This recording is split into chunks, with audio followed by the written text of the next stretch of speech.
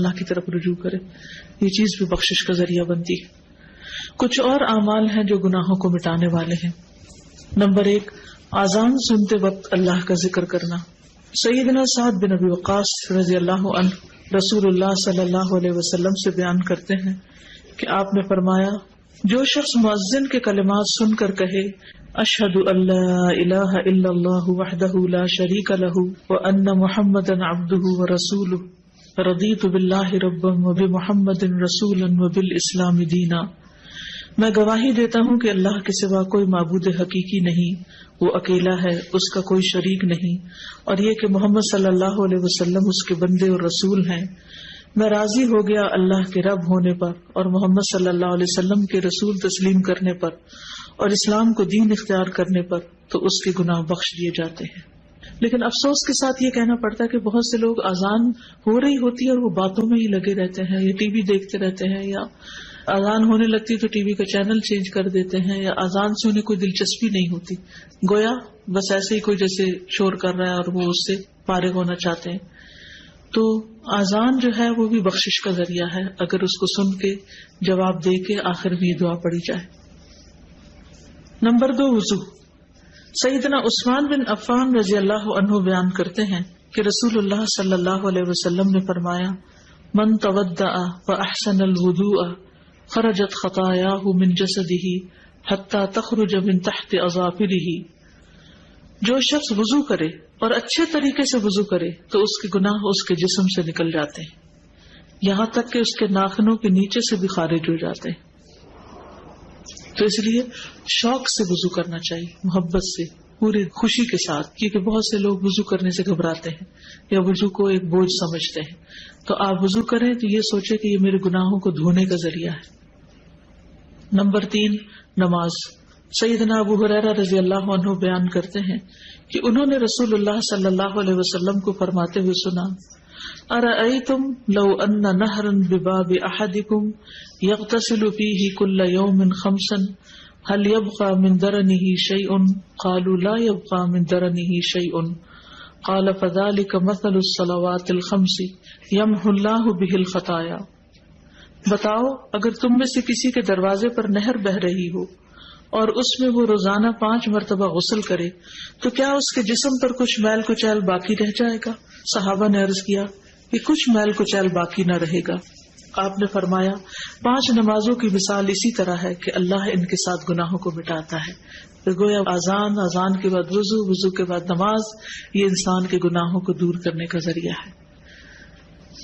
سیدنا ابو ہریرہ رضی اللہ عنہ بیان کرتے ہیں کہ رسول اللہ صلی اللہ علیہ وسلم نے فرمایا، صلاۃ الرجل فی الجماعۃ تضعف علی صلاته فی بیتہ وفی سوقہ 25 ضعفا، ذلک انہ اذا تودع فاحسن الوضوء ثم خرج الى المسجد لا يخرجه الا الصلاة لم يخط خطوة الا رفعت له بها درجة وحط عنه بها خطيئة فإذا صلى لم تزل الملائكة تصلي عليه ما دام في مصلاه اللهم صل عليه اللهم ارحمه ولا يزال أحدكم في صلاة منتظر الصلاة۔ آدمی کا باجماعت نماز ادا کرنا اس کے گھر اور بازار کی نماز سے 25 گنا زیادہ ہے، یعنی مردوں کے لیے، اور یہ اس لیے کہ جب اس نے اچھی طرح وضو کیا پھر مسجد کی طرف نکلا صرف نماز کے لیے، یعنی اور کوئی کام نہیں تھا، تو وہ کوئی قدم نہیں رکھتا مگر اس کی وجہ سے اس کا ایک درجہ بلند ہوتا ہے اور اس کی وجہ سے اس کی ایک غلطی معاف ہوتی ہے۔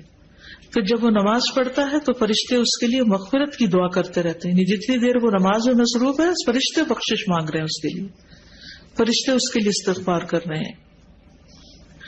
جب تک وہ اپنی جائے نماز پر رہتا ہے اور وضو نہیں ٹوٹتا، فرشتے کہتے ہیں اے اللہ اس پر رحمت فرما، اے اللہ اس پر مہربانی کر، اور وہ برابر نماز ہی میں رہتا ہے جب تک کہ وہ نماز کا انتظار کرتا ہے۔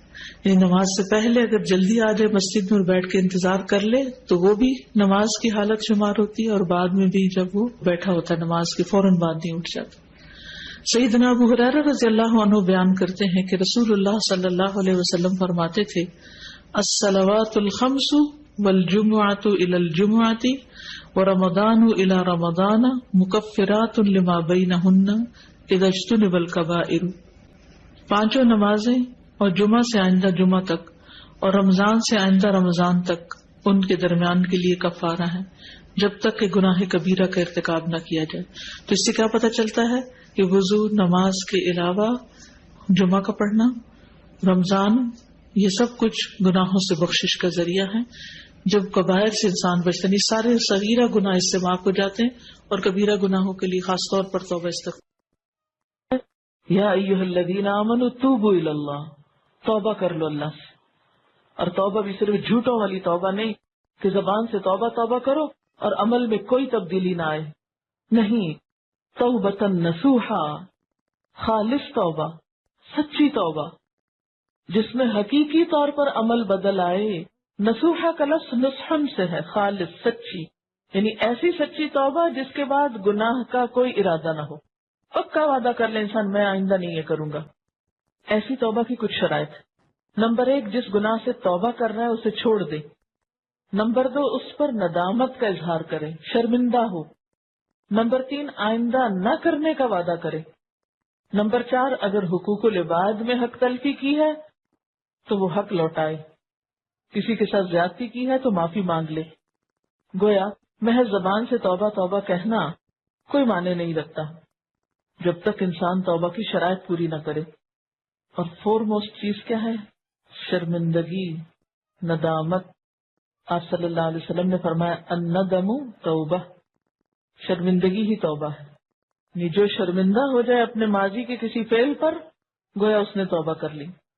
ایک اور جگہ پر آتا ہے کہ ایک صحابی نے کہا کہ سچی توبہ یہ ہے کہ آدمی رجوع کرے اور پھر اس فعل کو نہ دہرائے۔ تو نتیجہ کیا ہوگا؟ عسیٰ ربکم ان یکفر عنکم سیئاتکم، بعید نہیں، امید ہے کہ اللہ تمہاری برائیاں تم سے دور کر دے گا۔ عسیٰ یعنی جب تم توبہ کرو گے تو پھر تمہیں امید دلائی جاتی ہے کہ وہ توبہ قبول کر لے گا۔ بخشش مانگنا، استغفار پڑھنا، اللہ سے توبہ کرنا دنیا کی نعمتوں کو حاصل کرنے کا ذریعہ بھی ہے اور آخرت کی بھلائی کا ذریعہ بھی ہے۔